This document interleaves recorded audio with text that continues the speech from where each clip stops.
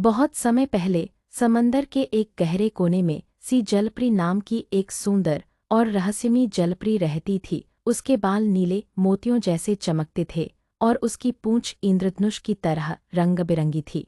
सी जलपरी के पास एक जादुई मोती था जो उसे उसकी दादी माँ ने दिया था। यह मोती जब भी वह हाथ में पकड़ती तो चमकता और समंदर की लहरें संगीत जैसा गाना गाने लगती।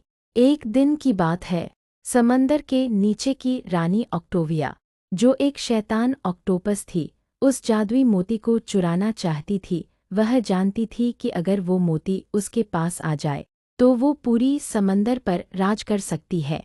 ऑक्टोविया ने एक तूफान खड़ा किया और सी जलपरी के घर तक आ पहुंची, लेकिन सी जलपरी डरने वाली नहीं थी।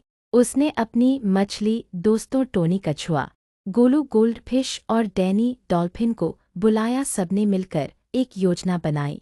योजना थी, गोलू ने ऑक्टोविया को एक चमकदार झांसे वाले मोती के पीछे भगाया और डैनी ने तेजी से तैरकर असली मोती को सुरक्षित जगह छुपा दिया।